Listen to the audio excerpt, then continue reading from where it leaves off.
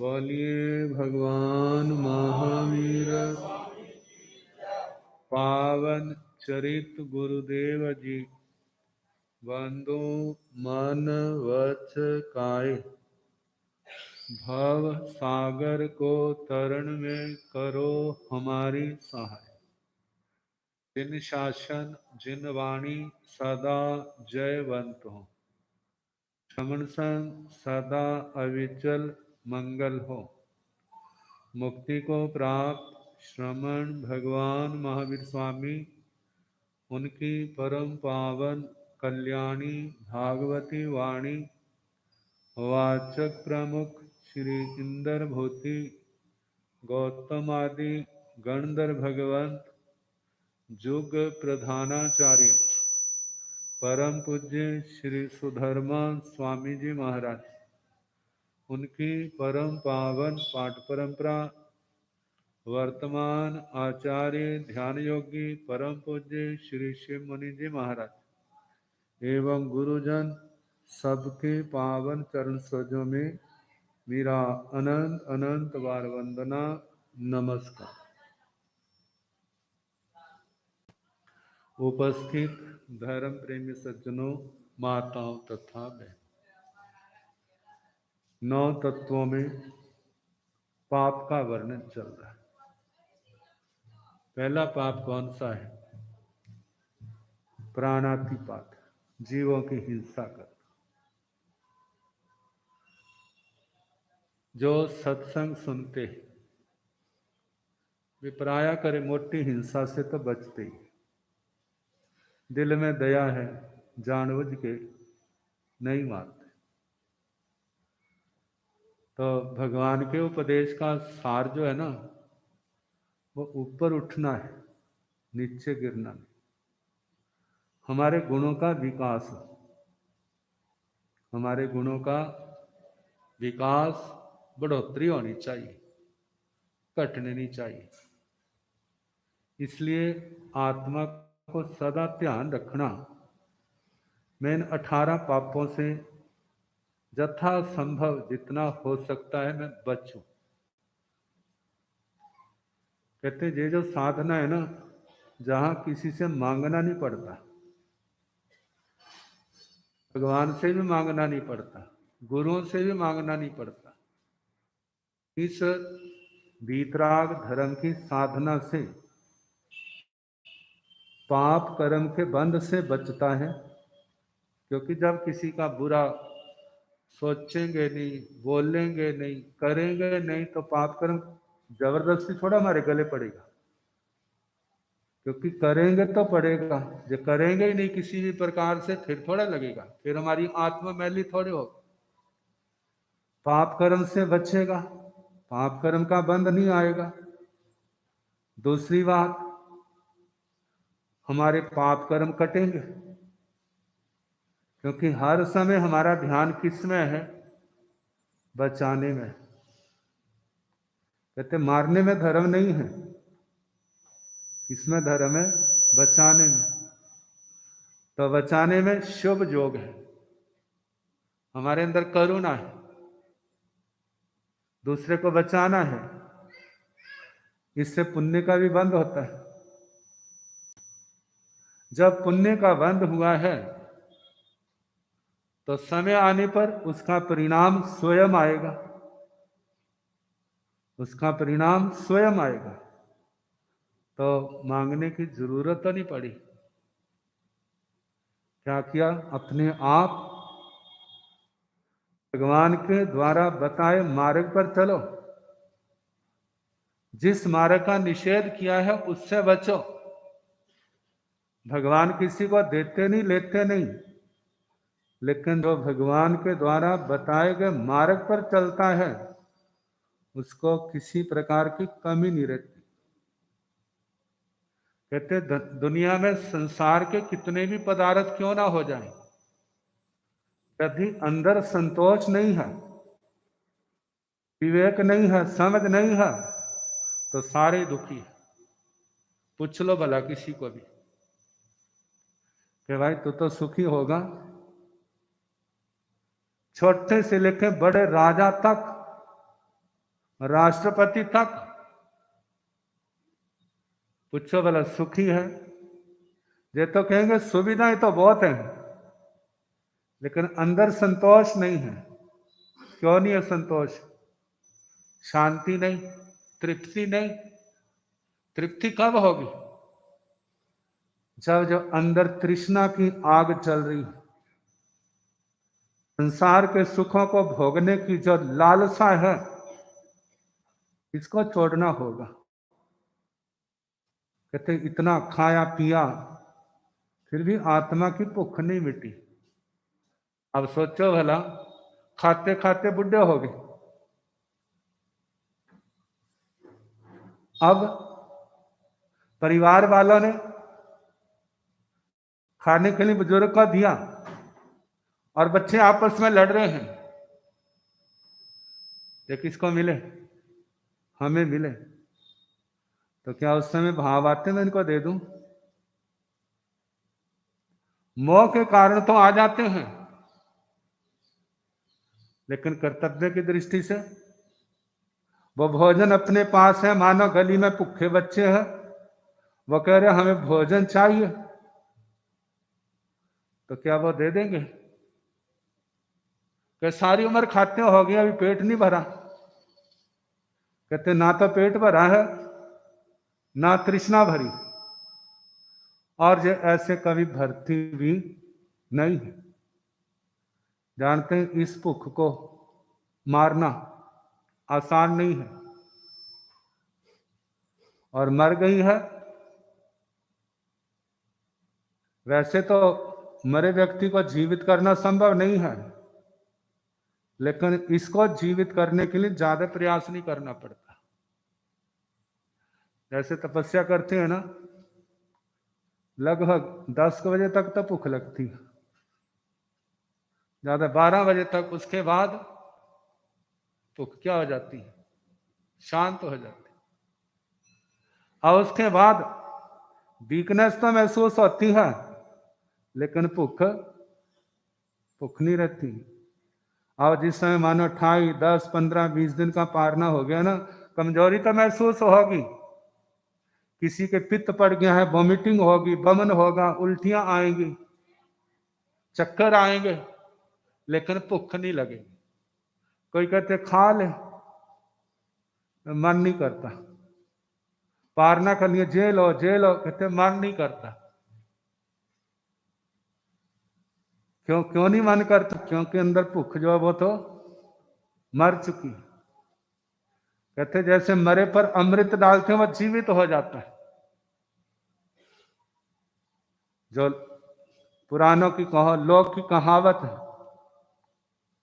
ऐसे ही इस भोजन पानी का थोड़ा थोड़ा अमृत डालो, कहा गले के माध्यम से 2-4 दिन में क्या हो जाएगी? फिर वो स्वस्थ हो जाएगी, फिर भूख लगने लग जाएगी। कहते इसको मारने का तरीका क्या है? खत्म करने का वो तरीका, इसका सेवन कटाओ, इसका परित्याग करो। जितना परित्याग करेंगे, इच्छाओं को छोड़ेंगे, आपकी थोड़ी इनकम भी आपको बहुत लगेगी, क्योंकि खर्च नहीं होंगे। अब एक व्यक्ति सोचो भला, पहनने के लिए कितने कपड़े चाहिए? 2, 4, 5 बहुत है ना? 5। जब 5 से गुजारा होता है, अब सोचो घर में कितने भाई कहेंगे हमारे, हमें क्यों पूछते, बहनों से पूछो कितने सूट है, पता ही नहीं है, कोई हिसाब ही नहीं है। कहते उनकी क्या जरूरत है? घर में जगह ही तो रखी हुई है। एक तो खर्चा हुआ, दुकान में लगाओगे खर्चा लगा तो वहां तो फिर भी इनकम आएगी, बैंक में जमा किया उसकी इनकम आएगी, किसी की सेवा में लगाओगे तो पुण्य का बंद होगा, लेकिन जो इतना संग्रह किया है उससे कौन सा लाभ हो रहा है? कोई भी लाभ नहीं। लेकिन साल संभाल का ध्यान कितना रखना पड़ता है। तो सारी फिजूल खर्ची है ना। सोचे 5 जोड़े बहुत हैं साल के, जब इनमें से 1-2 फट जाएंगे तो और बना लेंगे, घिस जाएंगे और बना लेंगे। अब जो इनकम, जब भी बाजार जाते थे तो कुछ ना कुछ तो लेके आते, लेकिन उसकी जरूरत क्या। पूछा क्या हुआ, क्या जरूरत है। क्या जरूरत तो कोई नहीं थी, लेकिन देखा बाजार में नई चीज आई है तो क्या करूं, ले चलूं। और ये सारी मार किसको पड़ती है। लेने वाला तो ले आया, मार तो जेब पर पड़ेगी ना। और जेब वो किसकी है भला, आखिर में घर के मालिक की है। कमाना तो उसको ही होगा। अब कमाने के लिए, और उसको पता है इतना खर्चा मेरा रोज घर का है, तो शाम तक उतना इकट्ठा करना भी होगा। और उसको कितनी टेंशन होती है, कितनी बार झूठ भी बोला जाता है, बोलते हैं। अब वो पाप किसको लगेंगे, कहते उसको लगेंगे जो दुकान पर बैठा है, हमें थोड़ा लगेगा। कहते घर में हम करते तो हमें लगता है, बाहर वो करते तो वो जाने, हमें तो चाहिए। लेकिन देखो जो सारी चीजें जब इकट्ठी हो जाती है तो यही असमाधि का कारण बन जाती। क्या कारण है, जो धर्म स्थान शांति के स्थान है, लेकिन वहां पर भी आकर के आत्मा को शांति नहीं मिलती। क्यों नहीं मिलती, क्योंकि जिसने गलत खाया हो, चाहे वह कितने शांत स्थान पर बैठ जाए, उसको बेचैनी होगी। ऐसे जिसने पाप किया है, गलत काम किया है, भोगों की दलदल में फंसा है, यदि वो परमात्मा के पास भी बैठ जाए तो उसको शांति नहीं मिलेगी। क्यों, अंदर तो जहर भरा पड़ा है। कौन सा, पाप कर्मों का। कहते वह शांति चाहिए तो क्या करो, अपने पेट की सफाई करो। पेट साफ हो जाएगा, आधी बीमारी क्या होगी, ठीक हो जाएगी। फिर उसके बाद जो दूषित तत्व खून में गए हैं वो दवाई करो, ठीक हो जाओगे। ऐसे ही जो आत्मा ने पाप कर्म किए हैं, इतनी तो घर की चीजें नहीं संभाल के रखते जितने अपने पाप कर्मों को संभाल के रखते। हवा भी नहीं लगने देते। पाप किया है किसी को पता ना चल जाए, कितना संभाल संभाल के रखते हैं। कहते हैं जब तक जो अंदर बैठे हैं चाहे कुछ कर लो, वो शांति से नहीं रहने देंगे। फिर कैसे होगी, जैसे वो मीटिंग करते हैं, बमन करते हैं, ऐसा ही जो पाप किया उनको प्रकट करो। कहते हैं महाराज ये तो बड़ा मुश्किल काम है,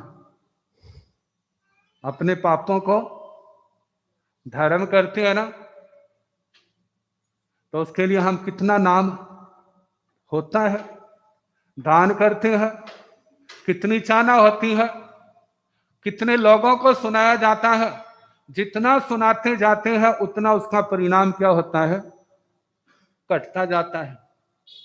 कहते यदि ऐसे अपने पाप को सुनाए तो वो भी क्या होगा, घटेगा। कैसे सुनाए वाला, हंस करके नहीं, अंदर पश्चाताप होना चाहिए, गलानी होनी चाहिए। जब अपनी आलोचना करेंगे तो वो पाप कर्म क्या होगा, घटेगा। फिर उसके बाद दवाई के रूप में प्रायश्चित है, तपस्या है, सेवा है। इन कार्यों में अपने आप को लगाए, फिर वो बीमारी क्या होगी, दूर होगी। तो बात चल रही है आत्म समाधि के लिए, इन पाप कर्मों को जानना और इनसे बचना।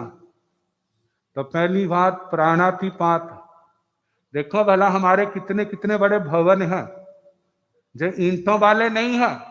जो हमारा शरीर देखो भला कितना बड़ा भवन है, पैरों से लेकर के ऐसा जो दूसरे तो नहीं है, कैसे झुकता भी है, बैठता भी है, लेटता भी है, चलता भी है, सारे काम होते हैं।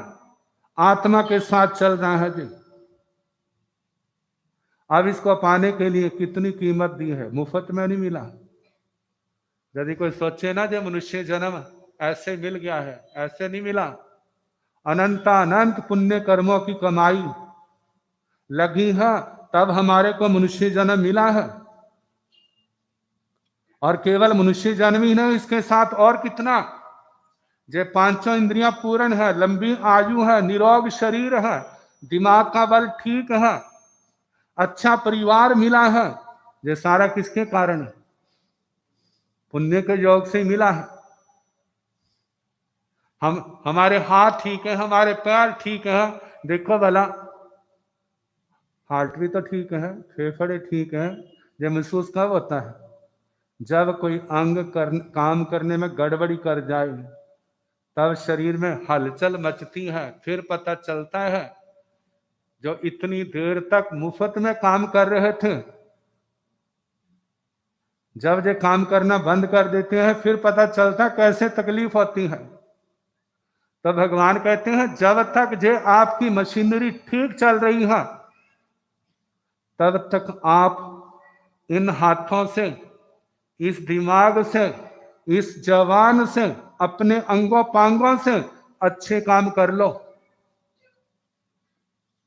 यदि अच्छे काम कर लिए जिससे हमारी आत्मा शुद्ध हो,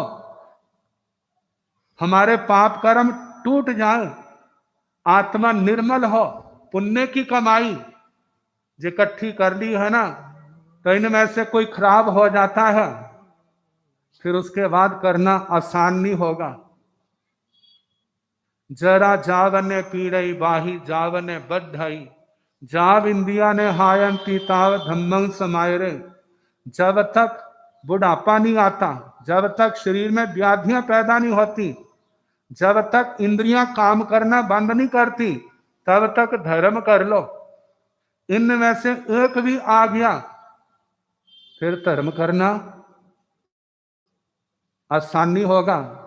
जब बहिर्मुखी लोग हैं ना, वो तो ये सोचते हैं भाई जब तक हाथ पैर चलते हैं ना, पैसा कमा लो, संसार के सुख भोग लो। जिस समय हाथ पैर चलना बंद हो जाएंगे, घर को बच्चे संभाल लेंगे। अब तो बच्चे पूछते हैं बापू कैसे करना है, मम्मी कैसे करना है। फिर बापू और मम्मी को पूछना पड़ेगा बेटा अब कैसे करना है। अब उनकी इच्छा होगी तो कर सकेंगे, नहीं इच्छा हुई तो फिर नहीं कर सकेंगे। शरीर स्वस्थ है, आप तपस्या कर सकते हैं, व्रत वेला तेला चौला ठाइया आदि कर सकते हैं, रात का चौविहार कर सकते हैं, ये तपस्या है। आप नियम व्रत, अनुव्रत, गुण व्रत, शिक्षा व्रत ले सकते हैं, साधु जीवन ले तो वो पाल सकते हैं। लेकिन इनमें से बुढ़ापा आ गया और आप किसी गुरु जी के पास चले, हमारे मैंने दीक्षा लेनी है, तो दे देंगे आपको दीक्षा। और गुरु जी कहेंगे मैं अपने को संभालूंगा, तेरे को संभालूंगा। हाँ, तेने दीक्षा लेनी है तो अपने एक दो बालकों को साथ लिया। कहते वो तो मेरे हाथ में नहीं है। कहते घर बैठा धर्म ध्यान कर। कारण क्या? अब संभलना मुश्किल है। जब टाइम था तब तो संभले नहीं, जब पराधीन हो गए अब होश आया, लेकिन अब उस होश का काम नहीं। तो कहते जो हम तप त्याग धर्म ध्यान पहली अवस्थाओं में कर सकते हैं, बुढ़ापे में संभव नहीं। केवल नाम लेना हो ना, वो आसान है, वो लिया जा सकता है, लेकिन वो भी नहीं लिया जाएगा यदि अंदर सफाई नहीं है, यदि अंदर पाप कर्मों से भरा हुआ है। जैसे कह देते हैं जिसने सारा दिन तो प्याज लहसुन खाया और शाम को कहे मेरे को तो डकार अब खीर के आने चाहिए, आ जाएंगे भला? किसके आएंगे? वो गट्ठे के आएंगे, लहसुन के आएंगे। कैसे? सुगंध वाले आएंगे, दूसरे आएंगे। तो ऐसे जिसने पाप कर्म किए हैं, तो अंतिम समय उसके विचार भी कैसे होंगे? उस समय माया दिखेगी, संसार के सुख दिखेंगे, जे लगेगा महाराज आशीर्वाद दो मैं दोबारा जवान हो जाऊं। कहते जवान हो जाएगा तो क्या करेगा? फिर दुकान पर जाऊंगा, फिर काम करूंगा, संसार के सुख भोगूंगा। कहते हमारी तपस्या इस वास्ते वाला।